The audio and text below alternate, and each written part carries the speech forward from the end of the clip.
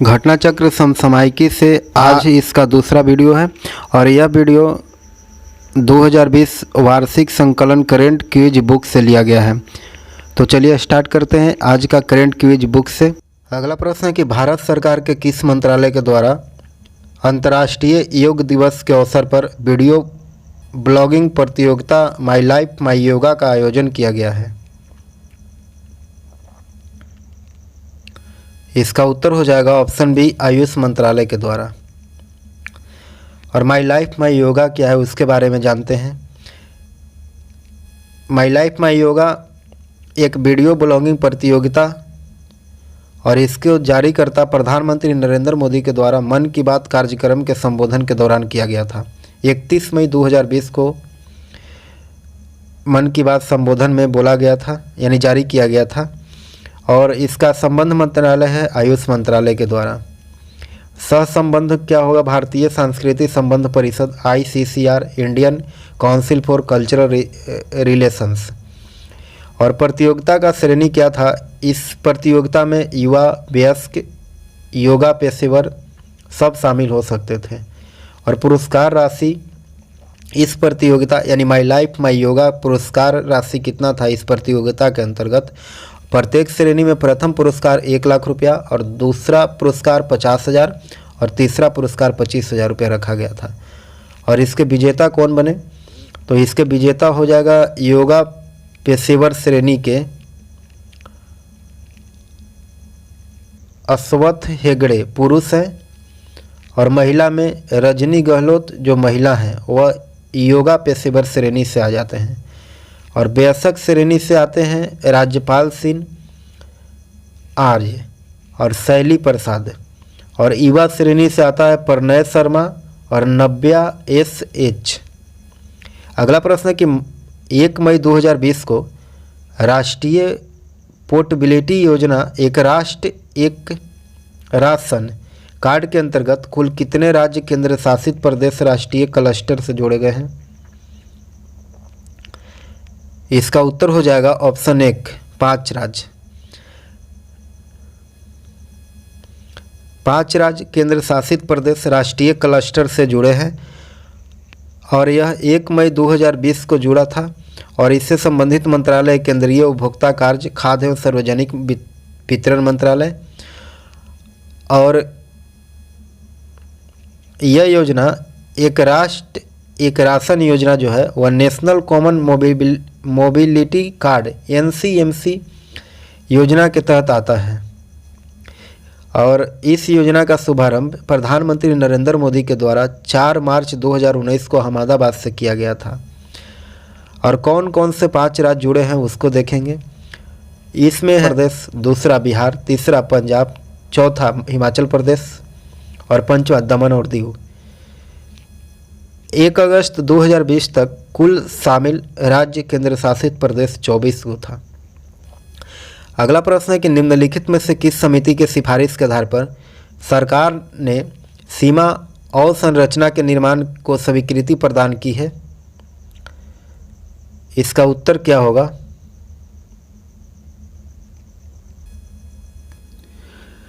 इसका उत्तर हो जाएगा ऑप्शन डी। इस समिति के गठन के उद्देश्य था रक्षा व्यय के पूर्ण संतुलन और सशस्त्र बल लड़ाकू क्षमता बढ़ाने के उपाय तथा NCC के पूर्ण गठन हेतु सिफारिश प्रस्तुत करने के लिए।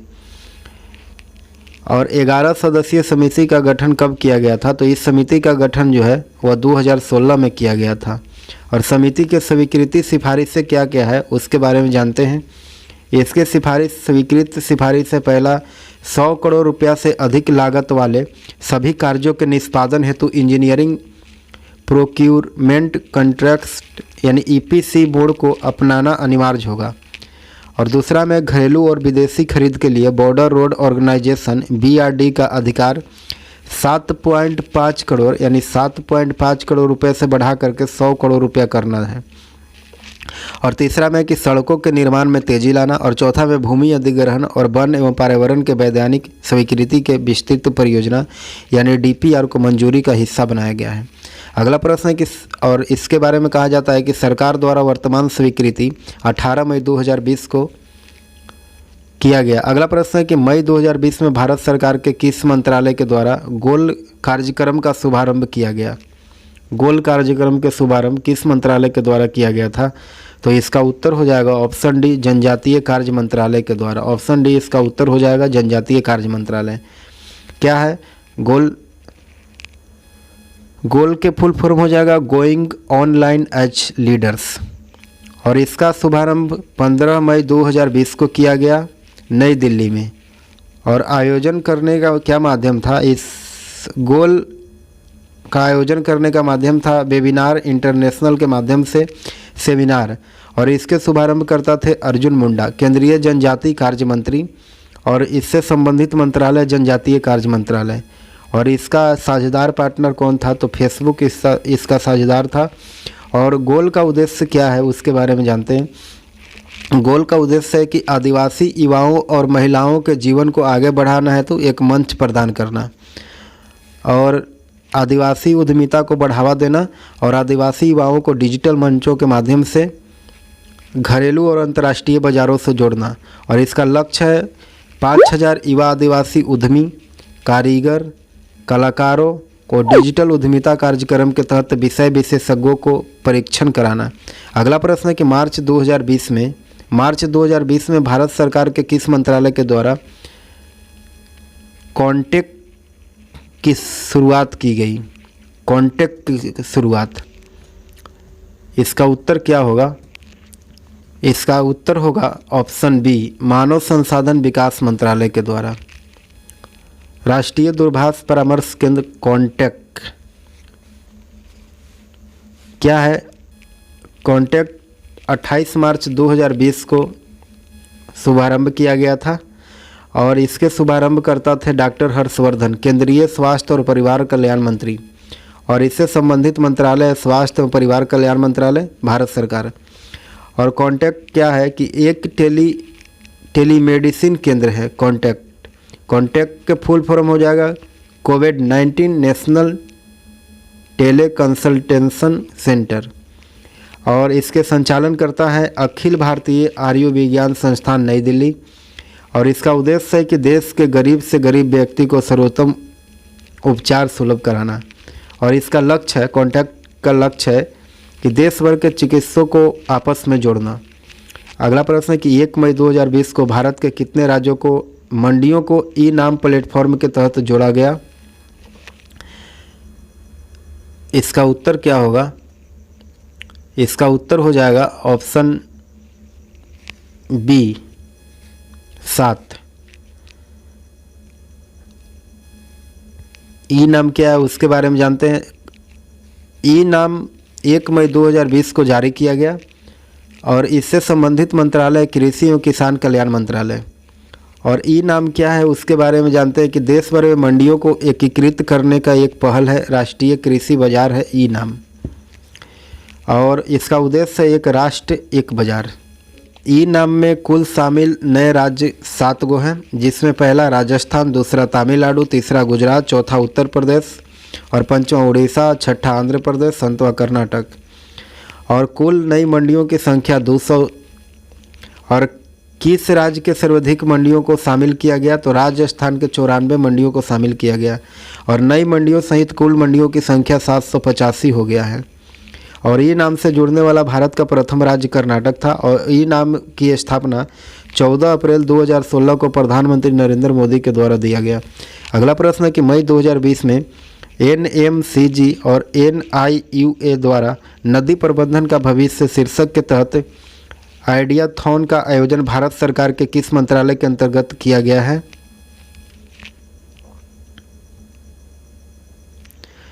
इसका उत्तर हो जाएगा ऑप्शन ए, जल शक्ति मंत्रालय के द्वारा। ऑप्शन ए सही उत्तर हो जाएगा। देखते हैं नदी प्रबंधन भविष्य क्या है।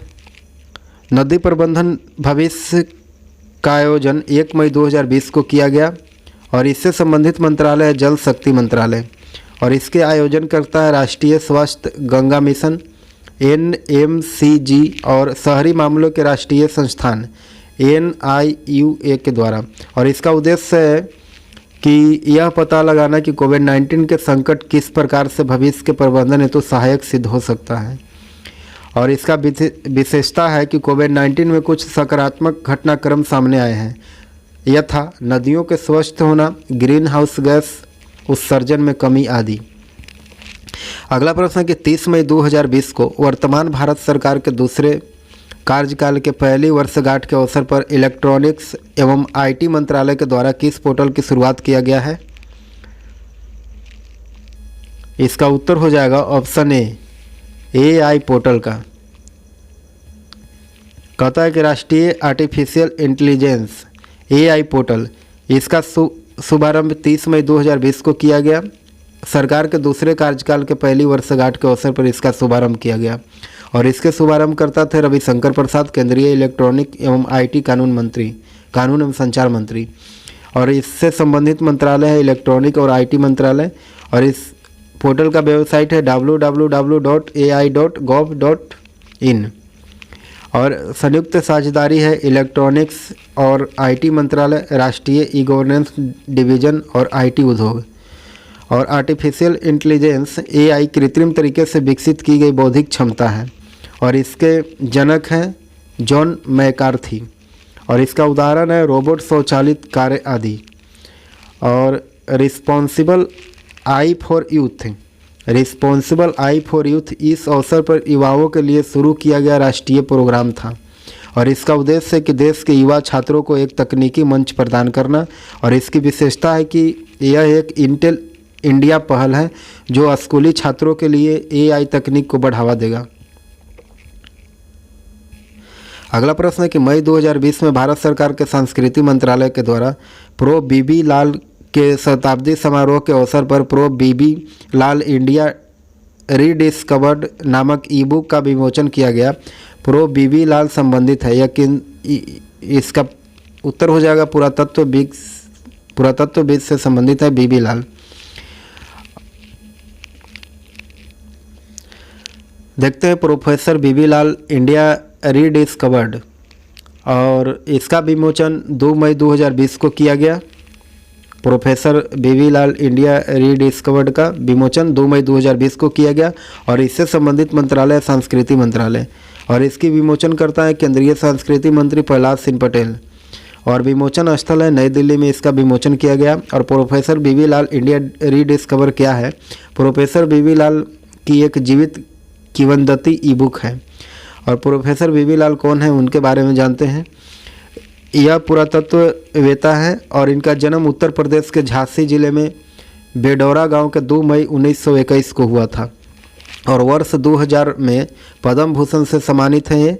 और वर्ष 1968 से लेकर के 72 तक भारतीय पुरातत्व सर्वेक्षण यानी ASI के महानिदेशक भी रहे हैं। अगला प्रश्न है कि मार्च 2020 में राष्ट्रपति रामनाथ कोविंद ने कितनी महिलाओं को समाज में उनके योगदान के लिए नारी शक्ति पुरस्कार 2019 प्रदान किया है? तो इसका उत्तर हो जाएगा ऑप्शन ए 16। नारी शक्ति पुरस्कार 2019, यह पुरस्कार 8 मार्च 2020 को प्रदान किया गया और अंतर्राष्ट्रीय महिला दिवस के अवसर पर यह पुरस्कार प्रदान किया गया है, राष्ट्रीय नारी शक्ति पुरस्कार। और राष्ट्रपति भवन संस्कृति केंद्र नई दिल्ली में यह पुरस्कार वितरित किया गया था और पुरस्कार प्रदाता है राष्ट्रपति रामनाथ कोविंद के द्वारा यह पुरस्कार दिया गया। और पुरस्कार प्राप्तकर्ता महिलाओं की संख्या कितना है? तो महिलाओं की संख्या 16 हुई है। और पुरस्कार प्राप्तकर्ताओं के नाम हो जाएगा पदाला भूदेवी आंध्र प्रदेश से, और बीना देवी बिहार से, आरिफा जान जम्मू और कश्मीर से, चामी मुर्मू झारखंड से, निजला बंगमो लद्दाख से, रश्मि उर्ध्वारेस से महाराष्ट्र से, मानकौर पंजाब से, कलावती देवी उत्तर प्रदेश से, और तासी और नुगंसी मलिक उत्तराखंड से, कौशिकी चक्रवर्ती पश्चिम बंगाल से, अवंती चतुर्वेदी मध्य प्रदेश से, भावना कंठ बिहार से, मोहना सिंह उत्तर प्रदेश से, भागीरथी अम्मा तथा कारियायनी अम्मा केरल से। और पुरस्कार की स्थापना महिला एवं बाल विकास मंत्रालय के द्वारा किया गया और इसका उद्देश्य है कि महिला सशक्तिकरण की दिशा में असाधारण योगदान और विशिष्ट कार्य को मान्यता देना। और पुरस्कार प्रदान किए जाने की तिथि प्रत्येक वर्ष 8 मार्च को यह पुरस्कार प्रदान किया जाएगा। नारी शक्ति पुरस्कार 8 मार्च को प्रत्येक वर्ष प्रदान किया जाएगा। अगला प्रश्न है कि मई 2020 में कृषि सहकारिता एवं किसान कल्याण विभाग के द्वारा जारी वर्ष 2019-20 के लिए प्रमुख फसलों के उत्पादन के तीसरे अग्रिम अनुमान के अनुसार देश में कुल खाद्यान्न उत्पादन कितने मिलियन टन होने का अनुमान रखा गया है? इसका उत्तर हो जाएगा ऑप्शन ए 295.67 मिलियन टन। और प्रमुख फसलों के उत्पादन का तीसरा अग्रिम अनुमान 2019-20 के अनुसार अनुमान कितना लगाया गया था? तो ये अनुमान कब लगाया गया? तो 15 मई 2020 को। और जारीकर्ता कौन है? कृषि सहकारिता और किसान कल्याण विभाग। और इससे संबंधित मंत्रालय क्या है? तो कृषि एवं किसान कल्याण मंत्रालय जो है यह इससे संबंधित है। और कुल खाद्यान्न उत्पादन है 295.67 मिलियन टन, जिसमें चावल हो जाता है 117.94 मिलियन टन और गेहूँ हो जाता है 107.18 मिलियन टन।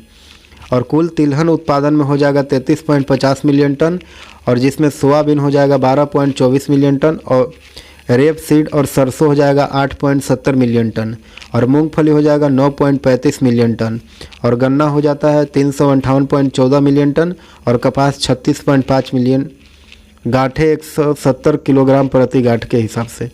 अगला प्रश्न है कि जून 2020 में भारत संयुक्त राष्ट्र के गरीबी उन्मूलन गठबंधन के संस्थापक सदस्य के रूप में शामिल हुआ, और संयुक्त राष्ट्र महासभा के 74वें सत्र के अध्यक्ष तिजानी मोहम्मद बंदे ने गरीबी उन्मूलन गठबंधन के औपचारिक रूप से शुभारंभ किया था। यह शुभारंभ कब किया गया? तो इसका उत्तर हो जाएगा ऑप्शन डी 30 जून 2020 को। कहता है कि संयुक्त राष्ट्र का गरीबी उन्मूलन गठबंधन, गरीबी उन्मूलन क्या है? तो इस गठबंधन में यानी कि संयुक्त राष्ट्र का गरीबी उन्मूलन गठबंधन में भारत संस्थापक सदस्य के रूप में 2020 में जुड़ा, और गरीबी उन्मूलन गठबंधन का गठन संयुक्त राष्ट्र महासभा के अध्यक्ष के द्वारा किया गया। और गठबंधन का लक्ष्य क्या है? तो इस गठबंधन का लक्ष्य कोरोना वायरस वैश्विक महामारी के बाद वैश्विक अर्थव्यवस्था को बढ़ावा देने के लिए प्रयासों पर ध्यान केंद्रित करना। और गठबंधन का औपचारिक शुभारंभ कब किया गया था? तो 30 जून 2020 को महासभा के 74वें सत्र के अध्यक्ष तिजानी मोहम्मद बंदे के द्वारा किया गया। और इसका विशेषता क्या है कि यह गठबंधन विश्व शांति, मानवाधिकार एवं सतत विकास के गरीबी के कारण पैदा होने वाले खतरों के विषय में जागरूकता पैदा करने हेतु सदस्य देशों के मंच मुहैया कराएगा। अगला प्रश्न है कि जुलाई 2020 में जारी एक रिपोर्ट के अनुसार कौन सा देश ब्रिटेन का दूसरा सबसे बड़ा विनिवेशक देश बन गया है? इसका उत्तर हो जाएगा ऑप्शन बी भारत। भारत जो है वह ब्रिटेन का दूसरा विनिवेशक देश बन गया है। और यह रिपोर्ट 10 जुलाई 2020 को जारी किया गया था। और ब्रिटेन का प्रथम विनिवेशक देश है संयुक्त राज्य अमेरिका, और ब्रिटेन का दूसरी विनिवेशक देश हो जाएगा भारत।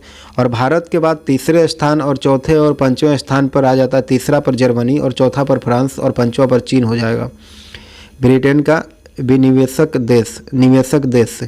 और इसकी विशेषता क्या है? तो भारत द्वारा ब्रिटेन में 120 प्रोजेक्ट में निवेश कर 5429 नए रोजगार सृजन करना। अगला प्रश्न है कि 25 जून 2020 को किस राज्य में हरिता हरम कार्यक्रम का छठा चरण शुरू किया गया? तो इसका उत्तर क्या होगा? इसका उत्तर हो जाएगा ऑप्शन ए तेलंगाना में। हरिता हरम क्या है उसके बारे में जानते हैं।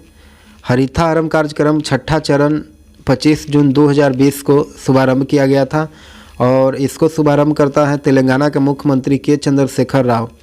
और मेडक जिले के नरसापुर वन्य क्षेत्र में काले बेर नशेड़ू का पौधा लगा करके इसका शुभारंभ किया।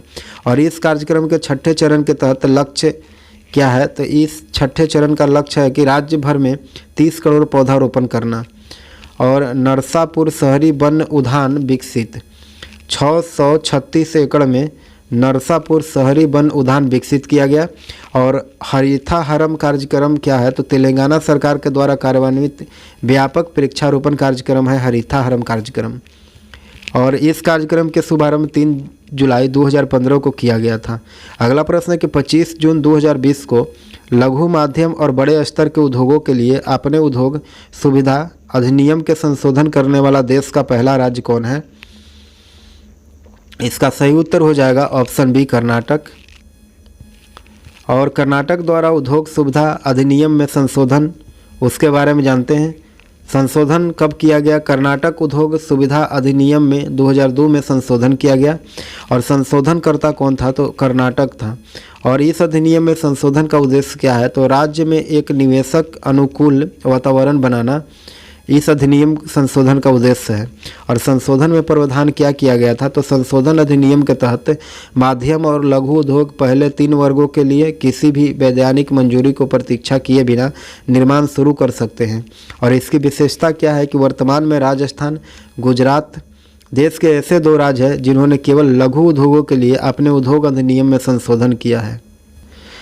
अगला प्रश्न है कि भारत के किस राज्य में पुलिस ने सर्वप्रथम टेंसर गन प्राप्त किया है? टेंसर 20 मार्च 2020 को यह प्रदान किया गया और यह गन गुजरात में प्रदान किया गया था। और इससे संबंधित विभाग है गुजरात पुलिस, भारत में प्रथम। टेंसर गन क्या है उसके बारे में देखते हैं। यह एक गैर घातक रक्षा हथियार है और इसे सर्वप्रथम वर्ष 1993 में प्रदर्शित किया गया था।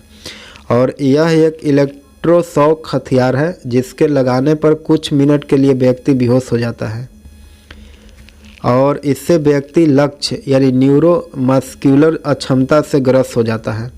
और इसकी विशेषता क्या है? टेंसर गन का एक प्रयोग यूके व अमेरिका जैसे देश की पुलिस द्वारा किया जा रहा है और टेंसर गन से दिल का दौरा पड़ने का खतरा बढ़ जाता है। अगला प्रश्न है कि भारत सरकार के द्वारा पिछले 12 वर्षों में कितने विशेष आर्थिक क्षेत्रों को अनुसूचित किया गया है? इसका उत्तर क्या होगा? तो इसका उत्तर हो जाएगा ऑप्शन बी, 101 क्षेत्रों को। विशेष आर्थिक क्षेत्र सेज के बारे में जानते हैं। इसकी घोषणा 20 मार्च 2020 को किया गया था और इसकी अधिसूचना सरकार के द्वारा 1 अप्रैल 2008 से लेकर के 29 फरवरी 2020 तक 101 विशेष आर्थिक क्षेत्र के रूप में अधिसूचित किया गया। और विशेष आर्थिक क्षेत्र में उस भौगोलिक भाग को कहते हैं जहां पर किसी विशेष आर्थिक क्रियाकलाप, उत्पादन, व्यापार व अन्य आर्थिक गतिविधियों को संचालित किया जाता है। और प्रथम सेज यानी कंडला विशेष आर्थिक क्षेत्र 1965 में लागू किया गया था। और इसकी विशेषता क्या है? तो सेज की स्थापना संबंधी नीति के अध्ययन के लिए बाबा कल्याणी की अध्यक्षता में समिति गठित की गई थी और समिति ने सेज नीति को WTO वर्ल्ड ट्रेड ऑर्गेनाइजेशन के मानकों के अनुरूप बनाने का सुझाव दिया था। अगला प्रश्न है कि कौन सा देश भारत के नेतृत्व वाली वैश्विक जलवायु पहल आपदा प्रतिरोध संरचना यानी CDRI the collision for disaster. अगला प्रश्न है कि रेसिलियंट इंफ्रास्ट्रक्चर का सह अध्यक्ष किसको बनाया गया है? इसका उत्तर हो जाएगा ऑप्शन बी, यूनाइटेड किंगडम को। और आपदा प्रतिरोधी संरचना के लिए यह गठबंधन CDRI का गठबंधन किया गया 20 मार्च 2020 को और इसकी स्थापना प्रधानमंत्री नरेंद्र मोदी के द्वारा पिछले वर्ष न्यूयॉर्क में संयुक्त राष्ट्र जलवायु कार्यवाही शिखर सम्मेलन के दौरान 23 सितंबर 2019 को किया गया था। और सर्वोच्च नीति निर्माण संस्था गवर्निंग काउंसिल शासी परिषद सह अध्यक्ष कार्यकाल 2 वर्ष रोटेशन द्वारा नामित किया जाता है। और इसकी विशेषता क्या है? इसकी विशेषता आपदा प्रतिरोधी संरचना के लिए CDRI की विशेषता क्या है? तो इसका विशेषता कोविड-19 महामारी के कारण यूके के व्यापार, ऊर्जा और औद्योगिक रणनीति के राज्य सचिव आलोक शर्मा ने वीडियो लिंक पर दूरस्थ रूप से भाग लिया। और आलोक शर्मा UN जलवायु परिवर्तन सम्मेलन 2020 यानी COP26 के अध्यक्ष थे। अगला प्रश्न है कि आर्थिक स्वतंत्रता सूचकांक 2020 में भारत का कौन सा स्थान प्राप्त हुआ है? तो इसका उत्तर क्या होगा? तो इसका उत्तर हो जाएगा ऑप्शन ए, 120वां स्थान। आर्थिक स्वतंत्रता सूचकांक 2020 क्या है उसके बारे में जानते हैं।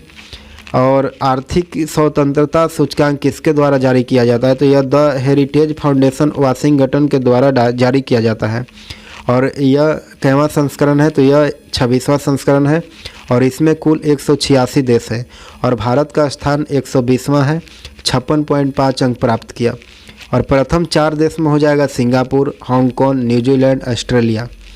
और अंतिम 4 देश में हो जाएगा उत्तर कोरिया 180वां और वेनेजुएला 179, क्यूबा 178, इरिट्रिया 177।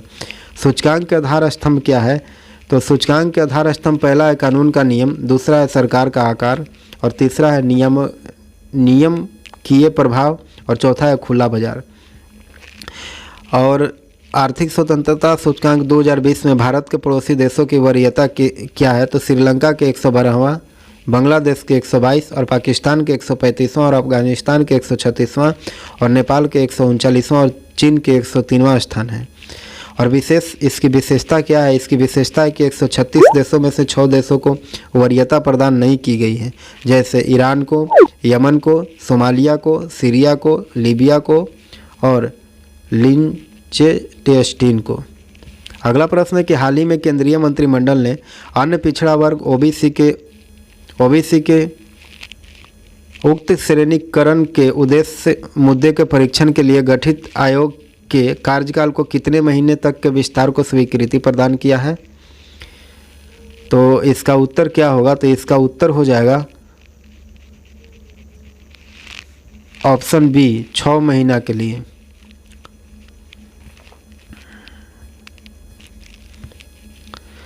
ओबीसी के उप श्रेणीकरण के परीक्षण के लिए गठित आयोग का विस्तार है, उसके बारे में जानते हैं। यह विस्तार स्वीकृति प्रदान किया गया 24 जून 2020 को और इसका अवधि है 6 महीना, 31/1/2021 तक। और स्वीकृति प्रदान किया गया प्रधानमंत्री नरेंद्र मोदी की अध्यक्षता में और केंद्रीय मंत्रिमंडल के द्वारा ओबीसी के उप श्रेणीकरण के परीक्षण के लिए स्वीकृति प्रदान किया गया। और ओबीसी उप श्रेणीकरण आयोग 2 अक्टूबर 2017 को राष्ट्रपति की स्वीकृति के साथ संविधान के अनुच्छेद 340 के अंतर्गत इस आयोग की स्थापना की गई थी। और इस आयोग के अध्यक्ष है श्रीमती जी रोहिणी, पूर्व सेवानिवृत्त न्यायाधीश। और इसकी विशेषता है कि ओबीसी के वर्तमान सूची में शामिल ऐसे समुदाय जिन्हें केंद्र सरकार के पदों पर नियुक्ति और केंद्र सरकार के शैक्षणिक संस्थानों प्रवेश में ओबीसी के लिए आरक्षण योजना का कोई खास लाभ नहीं है, उनको आयोग के सिफारिशों के क्रियान्वयन पर लाभ मिलने के अनुमान है। अगला प्रश्न है कि हाल ही में किस केंद्रीय मंत्री के द्वारा जम्मू और कश्मीर के उधमपुर और डोडा जिले में 2 अहम सेतु क्रमशः देविका और पुनेजा का शुभारंभ किया गया? देविका सेतु और पुनेजा सेतु का शुभारंभ किया गया। तो इसका उत्तर क्या होगा? इसका उत्तर हो जाएगा option B, doctor Jitendra Singh के द्वारा। जम्मू और कश्मीर के 2 अहम सेतु देविका और पुनेजा का शुभारंभ 24 जून 2020 को किया गया और इसके शुभारंभ करता है डॉक्टर जितेंद्र सिंह, केंद्रीय उत्तर पूर्व क्षेत्र विकास राज्य मंत्री, स्वतंत्र प्रभार। और क्रमिक लोक शिकायत, पेंशन, परमाणु ऊर्जा व अंतरिक्ष राज्य मंत्री। और देविका सेतु उधमपुर जिले में अवस्थित 10 मीटर लंबा और पुनेजा सेतु डोडा जिले में अवस्थित 50 मीटर लंबा है। और इसकी विशेषता है कि यातायात में व्यवस्था दूर करने और शहरी क्षेत्रों के विकास संबंधी जरूरतों को पूरा करने के अलावा देविका और पुनेजा सेतु से सेना के काफिला और वाहनों की सुगमता आवाजाही से भी सहायता मिलेगी। अगला प्रश्न है कि प्रधानमंत्री नरेंद्र मोदी की अध्यक्षता वाले केंद्रीय मंत्रिमंडल ने किस तिथि को उत्तर प्रदेश में कुशीनगर हवाई अड्डे के अंतर्राष्ट्रीय हवाई अड्डे के रूप में घोषित किए जाने की स्वीकृति प्रदान की है? तो इसका उत्तर क्या होगा? इसका उत्तर हो जाएगा ऑप्शन बी, 24 जून 2020 को।